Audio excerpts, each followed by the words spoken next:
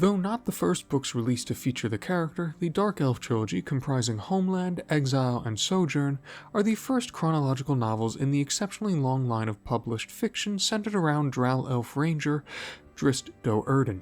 The brainchild of one R.A. Salvatore, the writer of nearly every piece featuring the character to date, Drizzt first appeared as an ancillary character opposite the more prominently positioned barbarian Wolfgar in the Icewind Dale trilogy. Fans quickly fell in love with Drizzt's more genteel, steely nature, most notable in the way he shirks many of the preconceived notions surrounding the Drow Elf race, and before long the character was thrust into a leading role in the series.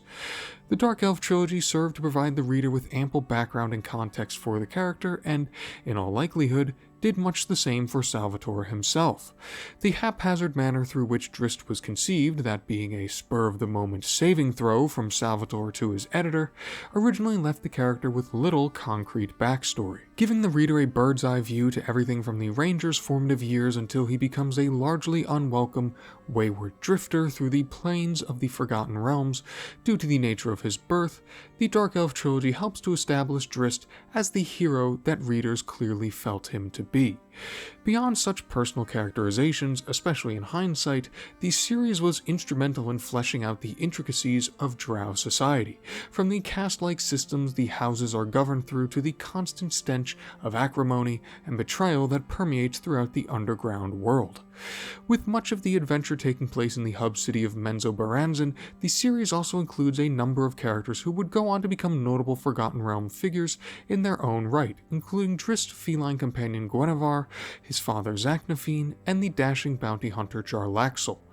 The books are written in what is now easily recognizable as Salvatore's style. The prose is typically pulpy, save for the fact that the Massachusetts wordsmith would clearly rather be caught dead than pen a simple "said" at the end of dialogue. Each of the books come with diagrams of the locations used, allowing the reader to have a better idea of the scope of the areas themselves. In the years following their release, the Dark Elf Trilogy has remained some of the most accessible pieces of literature in the catalog of D&D fiction, with the trilogy fairly consistently being ranked as one of the best in the history of D&D novels, with particular praise heaped onto the first book.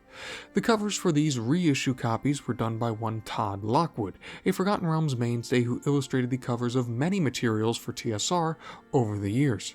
Considering the monumental popularity that its protagonist has garnered since his debut, firmly staking his claim as the most popular character in D&D history in the process, it's not a surprise that those that take out the Dark Elf Trilogy from the archive are looking to either begin the long trek that is conquering the legend of Drizzt, or those that, perhaps in a manner that is a bit more measured, simply wish to delve into the origins of D&D's seminal figure.